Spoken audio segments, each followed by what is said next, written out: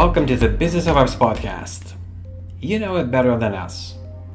Acquiring users is no longer the finish line. It is barely the starting line. In 2025, growth happens in the layers after the click, where segmentation, onboarding, product activation, and value messaging determine whether a user becomes a one and done trial or a compounding revenue cohort.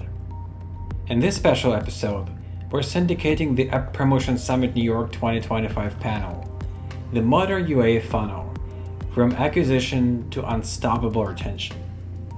It is a real-world look at how UA has changed, not just in channels, but in how teams measure success, attribute value, and design creative that bridges acquisition, activation, and loyalty. From ATT pressure to creative fatigue to first-party signal strategy, this is where modern growth teams are now placing their bets. All right, let's get into it. So thanks everyone for joining. To kick off, you will see we were supposed to have a third panelist. She unfortunately got COVID last night. Was really sick, but we still have two amazing guest speakers. So I will start with some introductions. We'll start with Vincent. He is the Senior Marketing Director at Fubo. So that's the live TV streaming platform responsible for user acquisition and subscriber growth. So Vincent, if you would like to tell us a little bit about yourself and a fun fact, what was the first app you opened today? Hi, everyone. Thank you very much for having me today at the App Promotion Summit. Well, let's start with the fun fact. The first app that I opened this morning was the baby cam in my daughter's bedroom. She was like crying at 3 a.m. So she went to bed, not me. Then more about myself. So I've been in the mobile app industry for like over 10 years now. Started at network, then direct advertiser, more focused on gaming. And yeah, for the last 8 years, I've been at Fubo TV, the streaming sports cord cutter cable company. Awesome. And so if we get any really funny answers, we'll just blame it on sleep deprivation. But I know you're going to do great.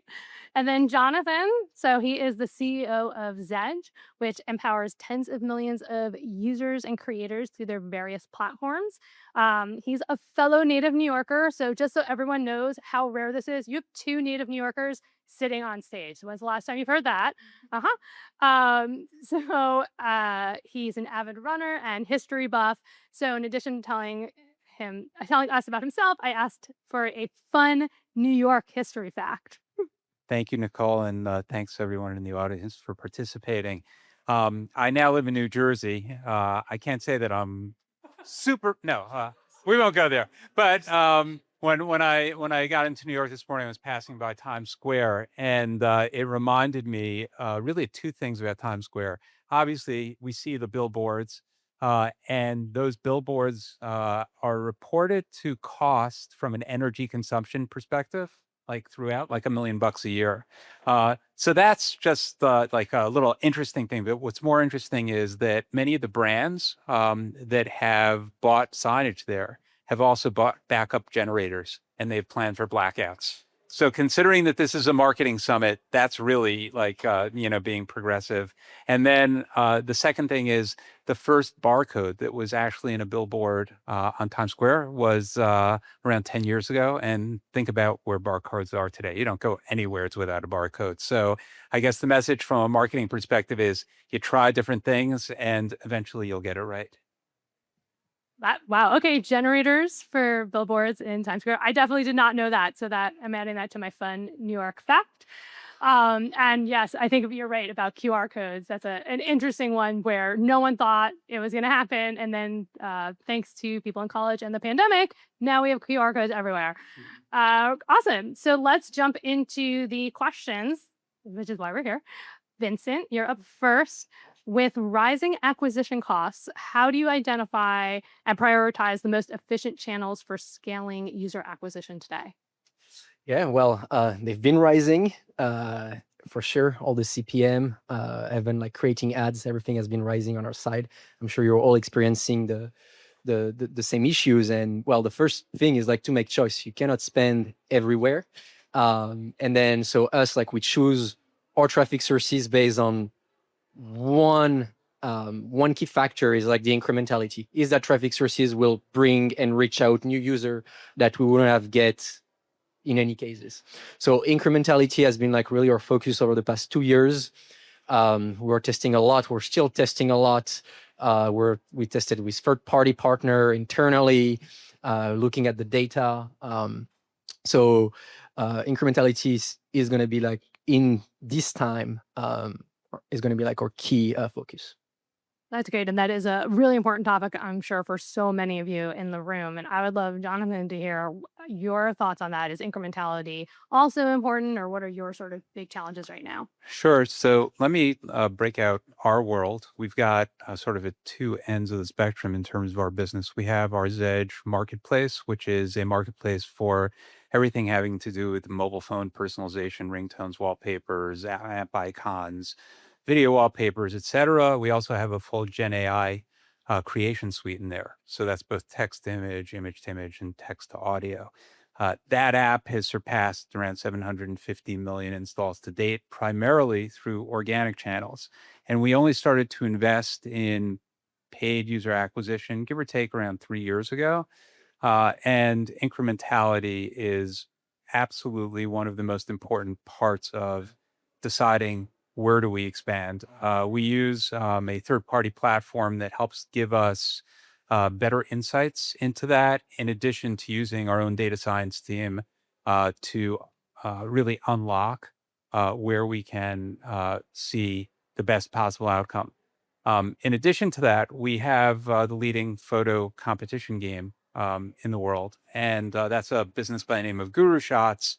And in the Guru Shots domain, we're really taking a look at deep funnel events. The Zedge app is a free to use app, primarily driven by advertising, whereas Guru Shots is also a freemium app, but it's fueled by in-app purchases, and therefore really getting an understanding of those deep funnel events and how they align with new partners is what drives our spend in that particular domain. That's really interesting. That's awesome. How is creative, I think, testing impacting that, holistically, when you talk about you started with organic, you now are only doing paid and that incrementality. So how does that factor in? Okay, so I hope someone in the audience was looking at their watch to see how long it would be before someone said AI. So we got through, 5-7 minutes of this, and well, creative today, as I think everyone in the audience recognizes, is such a different game from where it was a year, 5 years ago, et cetera. And when I think about creatives, I think not simply about the mechanics of creating an ad, where we all know that AI tools can literally make whatever you ask them to make, but it's also testing and using research that AI can help bring to the table in an easier fashion, in a fashion which is more digestible and does not rely on having, a data scientist by your side walking you through that analysis. Generally speaking, I would just mention that we look at creatives in a sort of two parallel lanes. One is the creatives that are standard, that consistently perform well for us. And that will be sort of one group where we will have a ad group set up for that. But when it comes to testing, we don't want to give an unfair advantage or disadvantage to new ideas, whether and see, hey, does this hook work? Does this content work, or whatever? So we actually bifurcate and keep that on a standalone basis. With new stuff, the algorithm really has to figure out what's going to work and what's not going to work. Whereas if you throw it into the standard bucket, the new stuff typically will underperform because it's easier to go with a tried and true ad which has been proven successful by the platform. It's really insightful. And how about for Fubo? How's creative being impacted these days? Yeah. So I would say even like last week, we were not doing things that didn't exist with AI. For us, we've been looking at AI really carefully because we've been doing a lot of testing over the course at Fubo TV to know like what was user were looking for. And for us, it was pretty simple. It was like which networks we're carrying and at what price. So we need to keep that, and or which sports. So where we evolved is like we've been using AI like more to create like variation beside like testing to be able like to address to like a broader audience or like like niche audiences. Like you like baseball and hockey, or you like baseball and football. So then he helped us like to create like all those iteration and then to be able to target the user. But as your first question was like costs have been rising, we had to make also the choice to stop testing. So like just using our champion creative, and where we're using no AI is to help us on the video aspect because we have a big presence on everything shorts, reels, and TikTok. Due to the new economy and the new advertising rise of TikTok. And what we've noticed is 3 years ago, we could have like the same ads over and over, like for a month. But no, recently is like if that ads survive 4 or 5 days, it's a miracle. So after 3 days, we see right away a depreciation. So we need to come up with a plan like to create more ads, and AI is where it's helping us. And so in 3-4 days, we don't even have really time to test anything within the budget because we know they will depreciate. So we just use AI to create iteration and new ads. That's it. That's really smart to be using AI to scale. And I love that you're using that user data to combine different types of sports into different ads. That's really smart and really the only way that you're going to be able to scale that like at any sort of economy. And I guess on top of that, so not AI, right? Because we know AI is really important. What does really you think like the next generation of user acquisition look like, and where should apps be investing other than obviously AI is really important to both brands. It's really important to all your brands. What are those other key areas? Yeah. Well, we're seeing like all the platform like turning slowly into what Google UAC used to be like 5 years ago. Like you just put creatives and then you see where your ads are going. And that's the reality of a lot of platforms these days.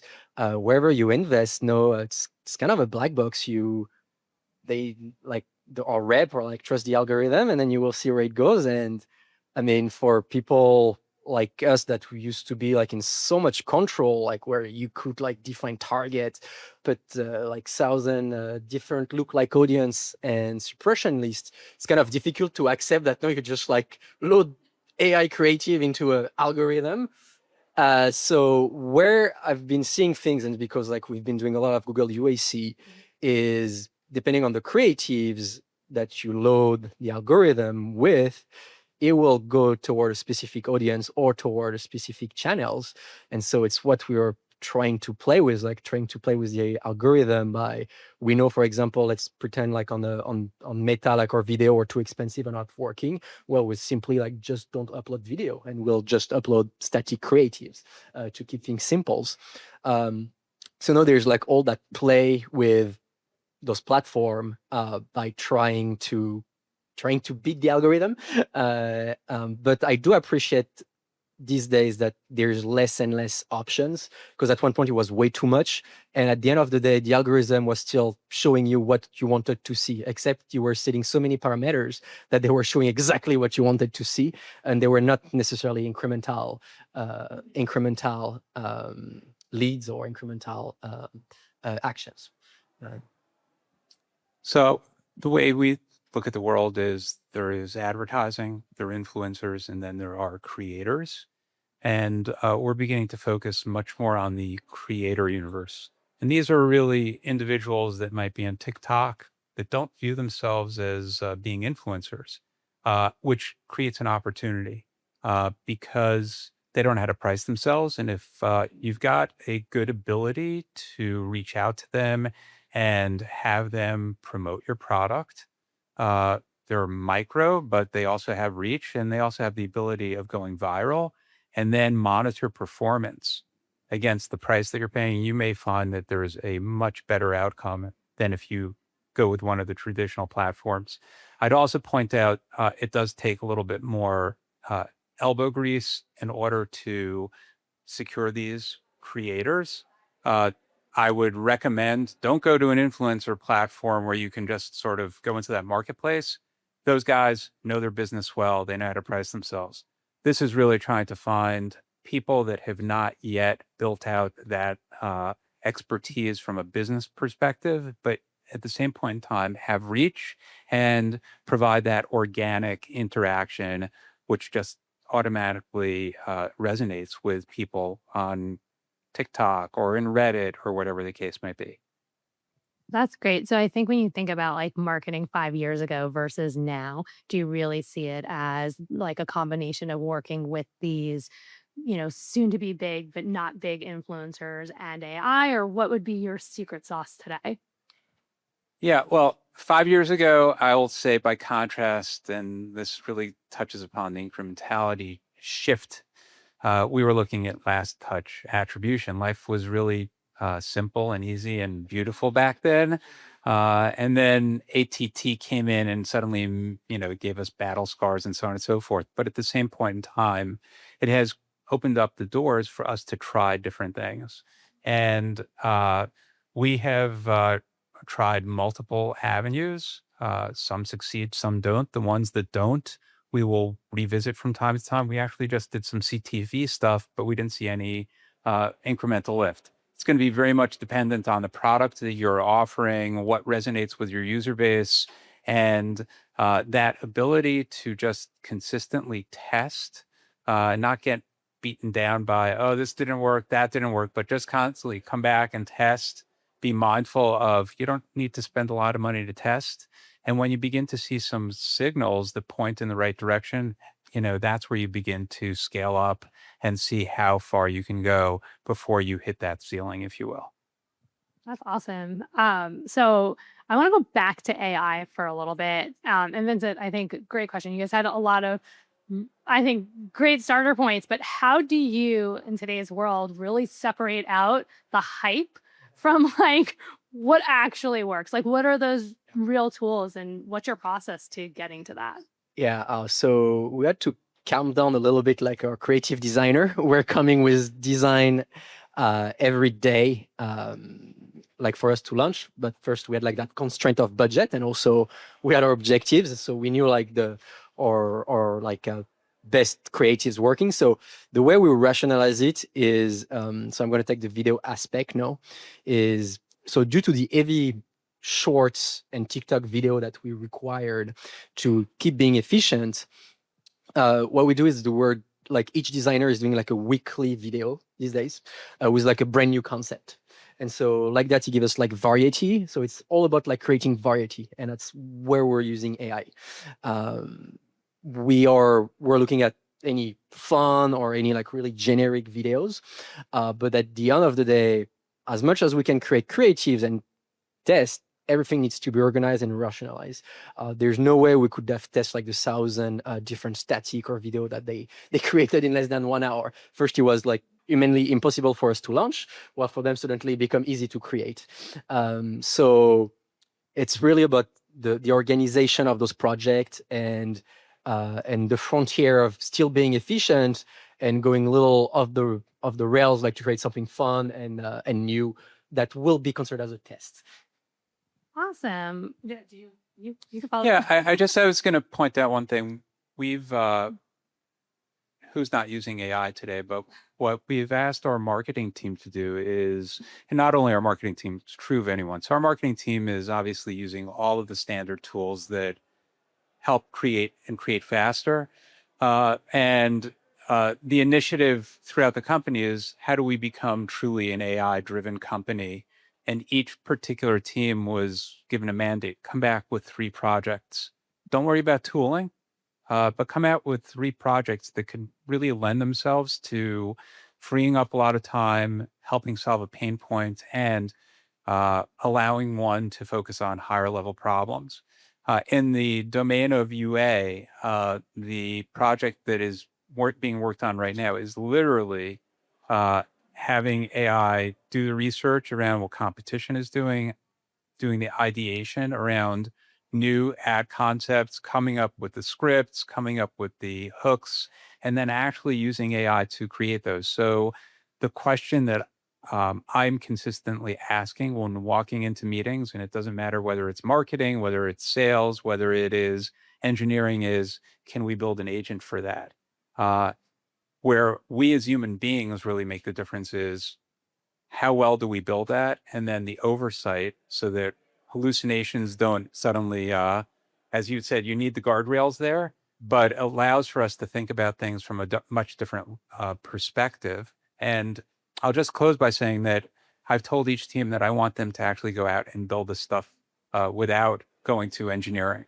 And the reason for that is what I've found with AI is we have to think about the world differently. It's no longer that you have a concept, you're in a meeting with a bunch of folks and like you can just talk it out. You really need to think, what is the interface that I need? What's the information that I need to provide to whatever that set of tooling is in order to come up with a good answer? And that's a mind change for us. So the teams have been really, really, I guess, enlightened and inspired. There are growing pains along the way, but think about this from the vantage point of not hype, but how can you make people's lives easier by engaging and embracing AI, and then ultimately having them take that responsibility. I think we're at time. 12:10. Thank you, everyone. I hope this was informative. If you have additional questions, please feel free to come up. But yeah, thanks. Nicole, for great attending. job. Thank you. Thank you very much, Nicole.